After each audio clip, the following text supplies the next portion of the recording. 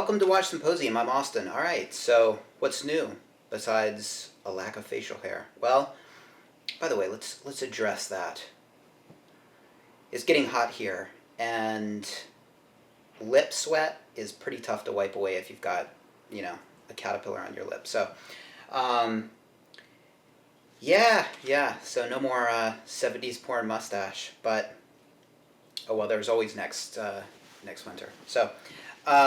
All right, now that we've gotten that important announcement out of the way, let's talk about something that I've been thinking about, and it's sort of two ways to collect.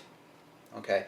Well, when it comes to watch people, I think you have, the light watch person who knows about watches but is just okay getting one good watch, and I kind of respect that person. They don't. They probably don't watch videos on YouTube all the time, and they have a cursory knowledge of horology, but they don't go overboard, and they don't sit and make videos about it. So there's those people, and I'm not really talking about those people. They might, like I said, have one or two watches.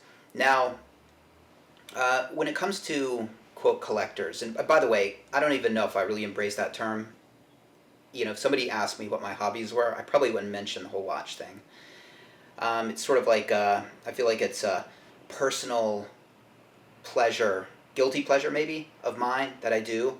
But it's not something that I would bring up and discuss like in a social situation. Because, well, for one thing, people are really interested in watches, and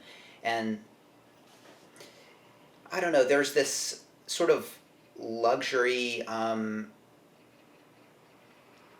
aspect to it that I'm not crazy about. It's an expensive hobby, and so when you start talking about expensive hobbies, I don't know, maybe it makes you seem like a bit of a coot. I don't know, maybe, but so anyway, I don't even know if I would consider myself a collector. Okay. But I guess I have to own up to it, right? I am, in a sense. But what I'm want to talk about today is the sort of two ways of collecting. I think there's goal based collecting, right? To where you have a certain goal, set of goals that you are wanting to achieve, and then there's sort of this continuous flow of just acquisition where you're going into the future, and you might pick up this piece because you see it at a store, and it's got a great price, and you had never thought about getting it, and you pick it up and see how it is, and maybe you flip some pieces, but it's just sort of a ever changing, ever continuing quest. So those are the two things, and I guess the goal based way of collecting is there is a goal and there's an endpoint, and again with the continuous collecting, there can be incremental goals along the way, but the person when they're 65 is going to likely have a whole mess of watches and will still be thinking about buying watches. Now I'm more in the camp of goal oriented, meaning I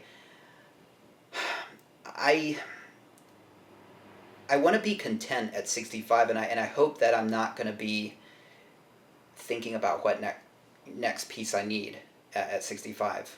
Okay, so maybe I'm now fooling myself, and maybe to an extent everybody is sort of continuously collecting. If you're in this hobby, but let me just sort of clarify what I think by this what I think about this goal oriented way of thinking, and sort of how it came about with me. So, all right, I just gotten the No Date sub, okay, which I'm wearing right now, and I knew I wanted another piece, and I didn't know what I wanted, but these thoughts were swirling around my head, and I was thinking, okay, well, what about this? What about this? And so it's then that I came up with sort of what I think is my ideal collection, okay, and again, I had the No Date sub, and I was thinking if I could get a GMT piece, okay, the GMT Master 2, but then there's the Explorer 2. right? And so I was thinking, okay, well, either one or the other or both. Okay, they're both really cool pieces, and a Datejust. And really, how did those come about? Well, I was thinking what piece to get next, and I just was really, the Datejust looked like a really good piece, and something you could wear with a suit, and it's got the nice Jubilee bracelet, and they're cool in like a really normal way, just a solid Datejust, 36 millimeter. And then I was thinking, the GMT function would be really good, so some GMT, Master 2 or just a regular GMT, or the Explorer 2. And so I had those three watches sort of, that I was thinking about a lot, and I knew I wanted one of those watches to be my next watch. And so and I thought to myself, my ideal collection would be the four, the no date sub, GMT, Explorer 2, and a Datejust, because I couldn't really think of anything else I wanted. And so right then, it sort of crystallized what for me is an ideal collection. And it's good because it has allowed me to focus on just those pieces. I don't get distracted by any other pieces. As much as I'm interested and intrigued by the Tudor Black Bay bronze, it's not part of that ideal collection for me, and it would lead me astray. So that's kind of a good thing about sort of conceptualizing for you what an ideal collection is. And together with sort of being at peace with your choices and with your watches, I think it's easy to say, well, I need this or I need that, and to become not content with what you have. So my advice, if you want to be like me, right? If you want to be like me, if you want to sort of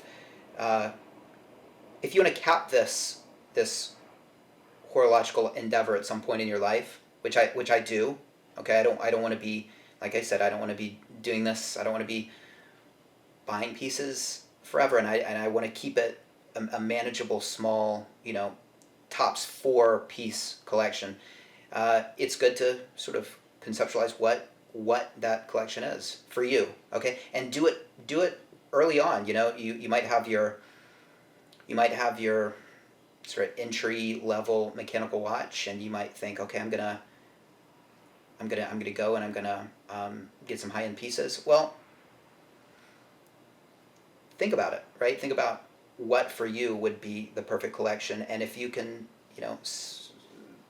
sort of conceptualize it, then go to it and go towards it.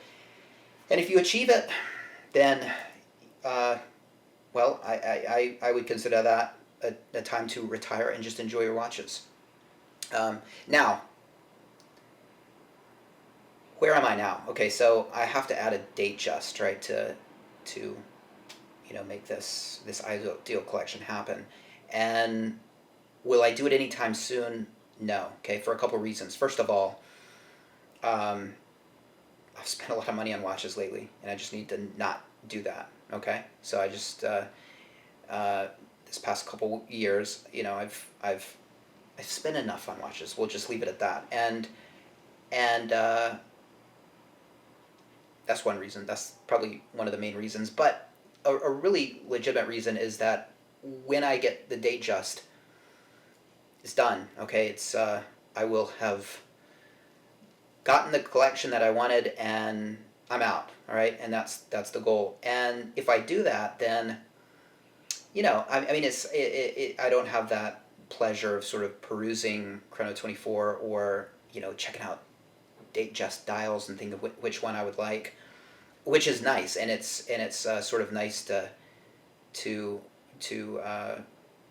casually peruse those Datejusts with the idea that I can and will get one in the future, and if I were to pick one up, then that pleasure is denied me. Um, so that's another reason, and I think Datejusts. I guess a third reason is I just don't know if I'd really use it that much, and I've wondered if more I want to Datejust because just to say, all right, I did it, I got that collection I conceptualized. Um, would I wear the Datejust a lot? Probably not. I don't think I would.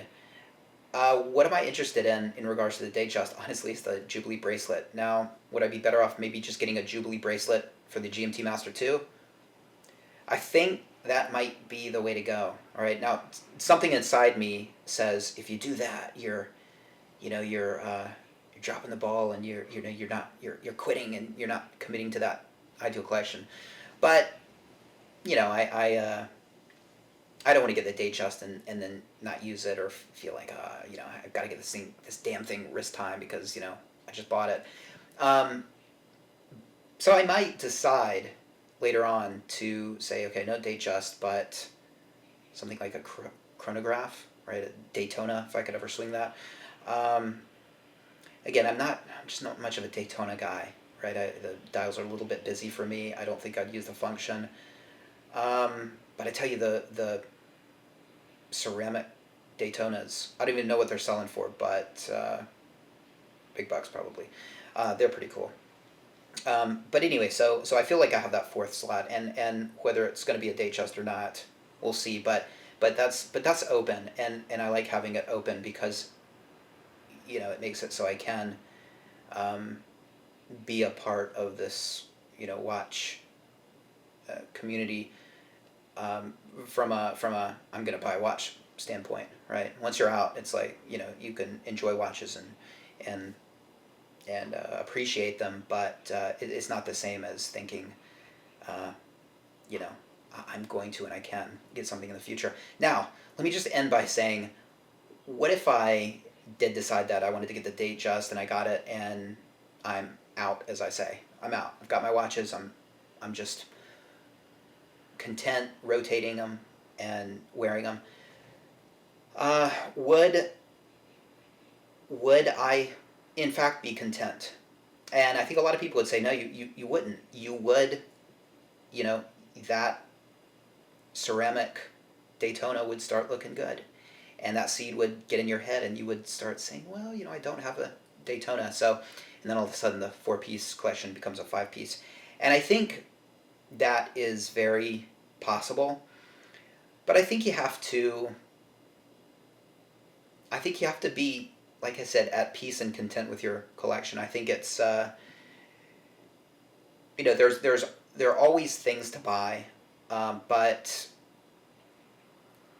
but I think you just, if you're me, okay, and if you think like I do, uh, there comes a time when you might just need to say, look, yeah, no, no, four pieces. And if you really, really, really want that Daytona, you got to make a sacrifice. You got to, sell the Explorer 2, which would be like a fraction of the cost of that, or something. You got to sell something. You got to get rid of something. And honestly, the three pieces that I have now, I wouldn't want to get rid of any of them for a Daytona. Just don't like the Daytona that much, and even though I've got the doubling up of the GMT function.